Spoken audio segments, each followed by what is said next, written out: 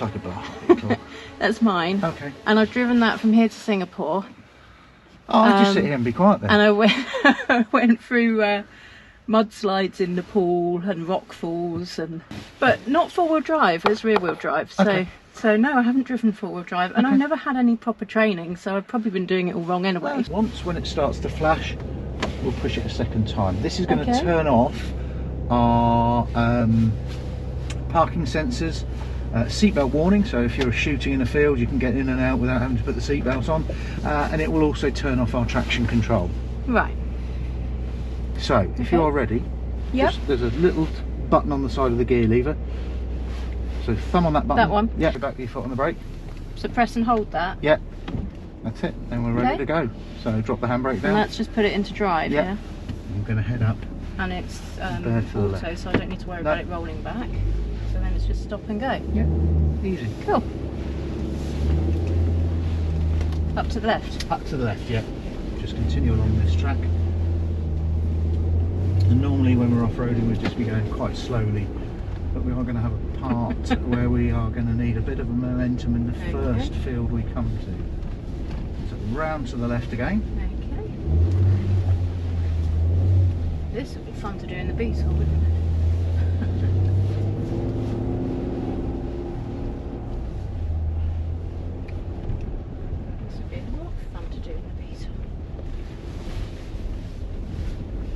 Great little tracks. Just explain again, if you wouldn't mind, the setting you put her into. It's the off-road setting, did you say? Off-road, so it disables parking sensors, seatbelt warning and traction control. So Fiona, we're just going to, by these two trees, make a left down here. Down there? Yeah, I need to indicate we're on off-road. So if we just stop here, we're just going to explain what we're going to do. Yep.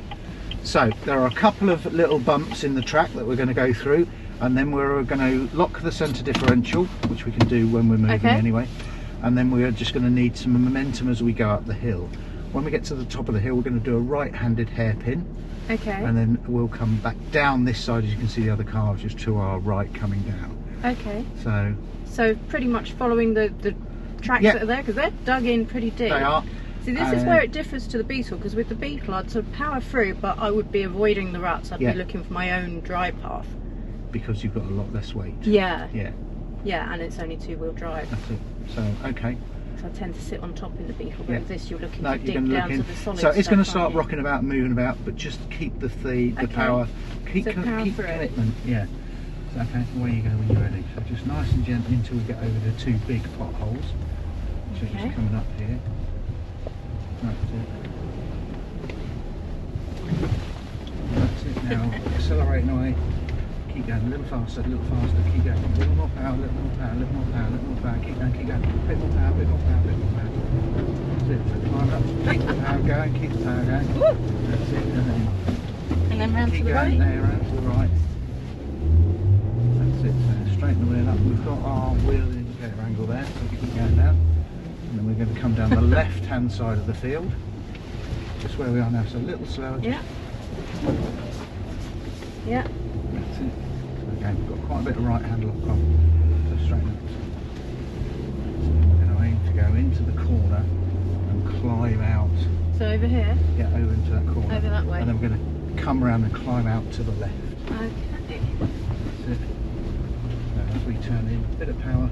Right, I'm not going to go power, power, power. Straighten the lock, power, power, power, power, power. Keep it climbing. Okay, just go back a little bit. So just squeeze the trigger, push it forward. Forward for reverse. That's it. Okay. So we'll just back up a little bit. Yeah. And then a bit of left hand down. So what we'll do is we'll put that rear diff lock and in. then into drive. Into drive, yeah. I'll just engage the rear diff. Okay. That's it, so power. So I'm not giving it enough power then. So again, just if we go into reverse, we're left hand down.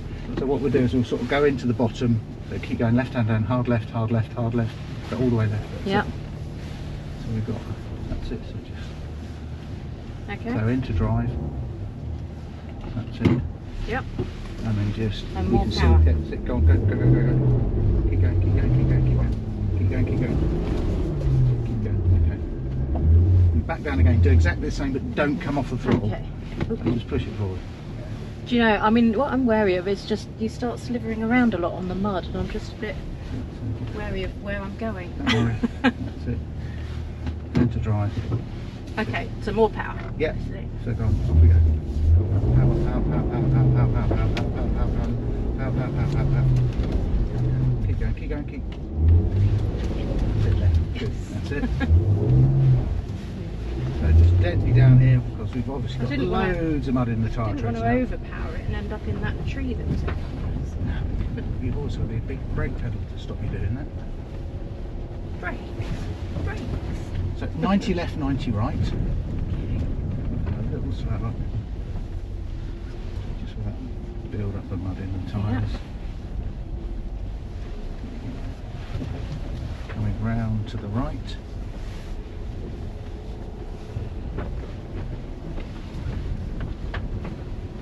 Then when we get to the top of this crest up ahead, we're just going to stop, pop the car into low range, and then we're just going to do down the field into the big rut. So just at the top here we're going to stop. Okay. So stop, stop, stop, stop. Okay. So we're going to go into neutral, into low range, back into drive, then we're going to go hard left into the field. Okay. So hard left, no, left now, left Oh, now. into the field? Yeah. Sorry, I thought we were down that track. Yeah. So. So we're going to go over and get into those ruts.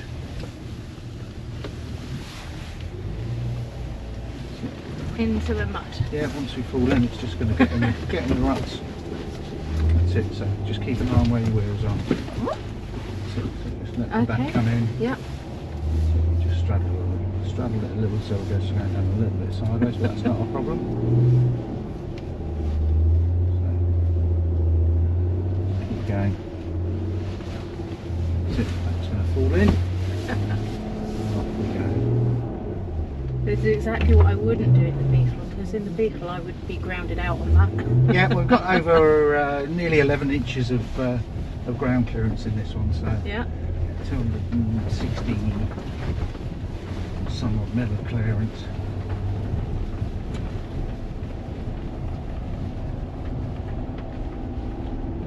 So just after the final silver birch, we're going to make a right turn. Up here? The other right. Yeah. Into this side slope. Oh, I was So just nice impressed and I knew what slowly. a silver birch was. So just nice and slowly down here. Okay. That's it. And again, keep the steering wheel straight ahead. Keep going straight down. So a little slower. You don't want any. Just want to walk it down over here. So you don't want speed at all. Okay.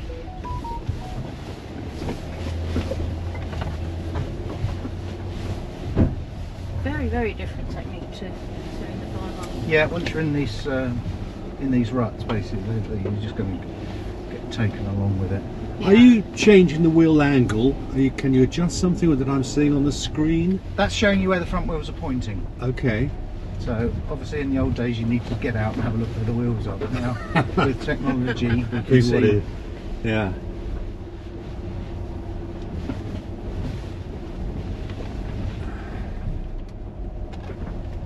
Sunny today. I know. So after the life preserver we're going to follow it round to the left. Okay. Not hard left then. Not quite. It's good at wading but not that good. Can we turn the heater down a little bit? You're spoiling me, I'm not used to having heating. It's these modern cars you see, they have these conveniences.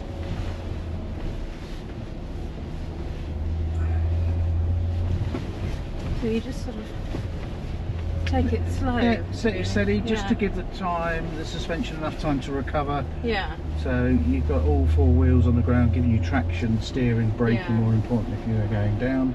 It's the total opposite to the Baja where I tend to have to power through stuff. Yeah, so. no, literally we've got so Yeah. much traction in this, it's just literally crawl along. So just at the end of the track, past the bush, we're going to turn right. Yeah. We are going to go into a little bit of water. We can wade up to 800 mil on this. This isn't anywhere near that, so we're not going to be need to do anything. So once we get in, just follow it round to the left. Not the right. You can go right, but I didn't bring my water up wings with me, so So how deep is it just a bit? probably about 250, something like that. Okay. Not too bad. It's enough that we can push a bit of a bow wave, but it's Yeah. going to trouble it. Then we'll go round and up and over these two little man-made moguls. And again, just climb up really slowly. It's not about speed. We've got that much traction, we can probably stop halfway up. Not looking at taking off. No. So again, just nice and gently. Okay, you can see how much traction we've got. Can't see where I'm going. That's it, just keep it straight. Alright. You only need to worry if I'm panicking. Just crawl it up. So a bit of right hand down. A bit of right hand down. So turning right as we drop off. Oh, okay. That's it. So we're going to go round to the left. And when we get the car straight, we'll just come to a stop. We'll go back into high range. And unlock the centre diff. So just stop here? Yeah, that's fine. Yeah. So again, we're just going to go into neutral. Yep. Back up into high. Across to unlock the centre diff. Back to drive again.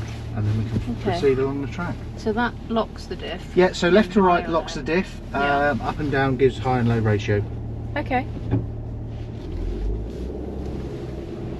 And for like someone who's never driven four-wheel drive, off-road like this before, I've driven Land Rovers, but not ever really in this environment. So explain to me when you would want to use high and low. Basically, if you're off-roading, if you're doing any climbing or descending, you'll probably go into low range. Anywhere that's not sort of tarmacadam road, really. You know, or anything that's slightly soft or loose, whereas this is quite hard packed underneath. It's fine, we can just drive along in a normal mode. But if you're ever unsure what you're driving on or what's underneath you, you'll probably go to start with in low range with just the centre diff locked. And then in this vehicle you do have the options of rear diff lock and front diff lock, so we can lock everything up. But you wouldn't bring them all in at the same time. I would say just use your centre diff. And if you do need the extra traction, that's when you can start thinking about using the rear diff and possibly the front diff. But normally it's just rear diff and centre diff.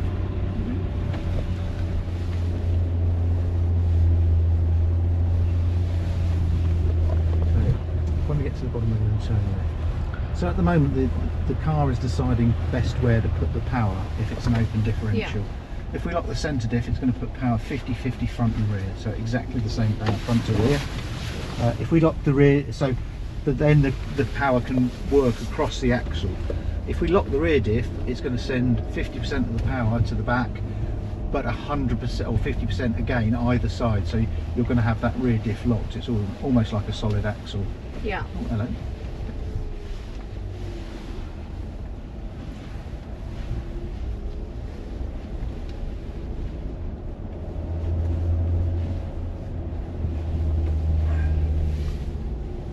You picked a wonderful site to do this.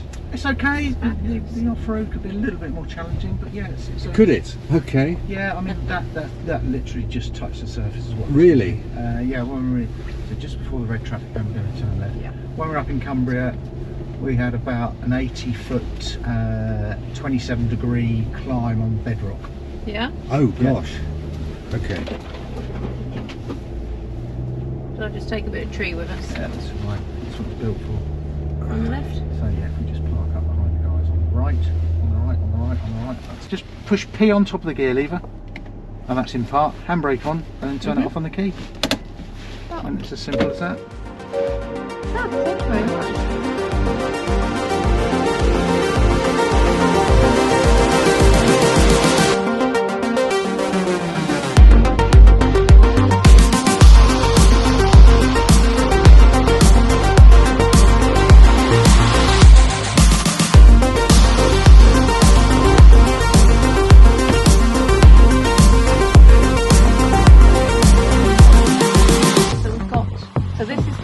Control panel. I think so, yeah, to me. So you've got heated seats, temperature, fan, auto, that sort of thing. Yeah.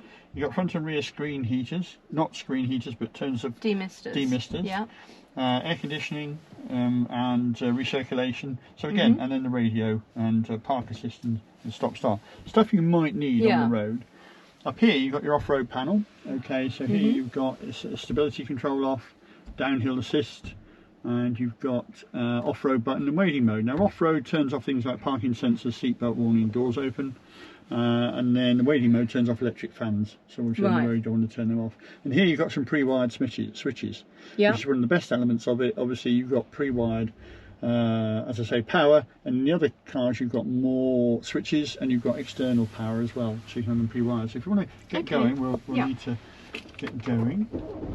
Okay, speedo, obviously fuel and gear and things like that. With the ZF gearbox, you've got a button on the right hand side, squeeze that and pull it back to get drive. That's it, just gentle squeeze, there we go, you've got 1D, and then when you're ready we'll head out. Okay. Oh, let me just do the mirror.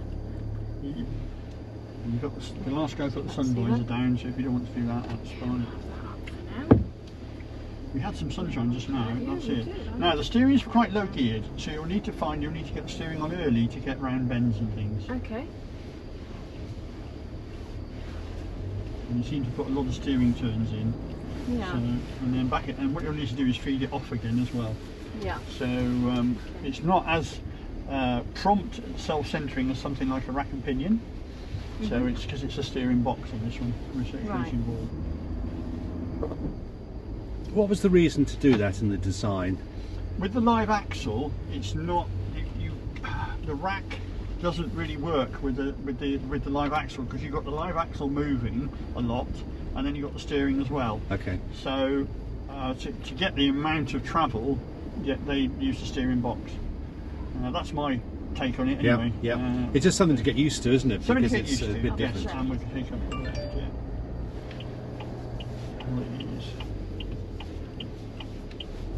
Now this is where you'll need to wind the steering on and then back off again. Yeah, lovely. There you go. And then we're good to go. It's quite you go over the brow and then there's a sharp left turn, which is just part of the road, but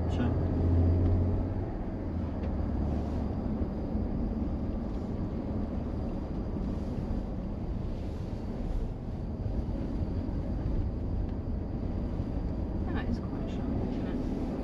yes. Oh, it's quite sharp. So yeah, you've got various things in here that we can find, so we can get sorry, I don't distract you.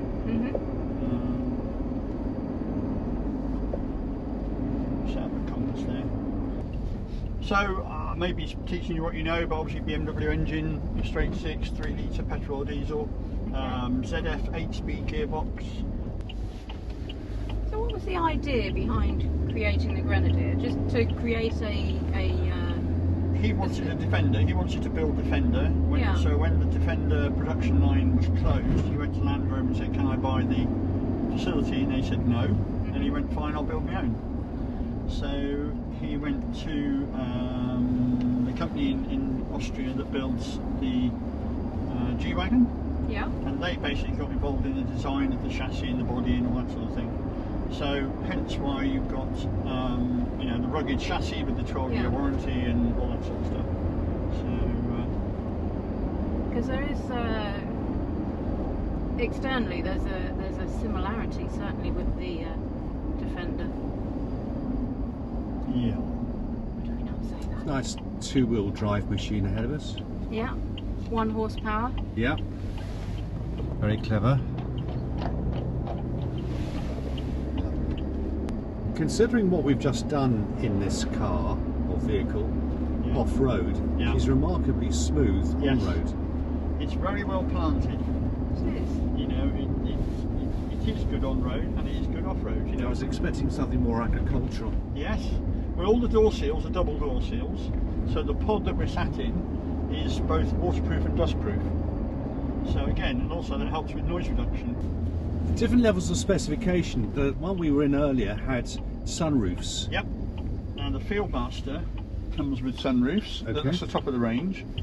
Okay. The Trialmaster, you can basically specify anything in anything.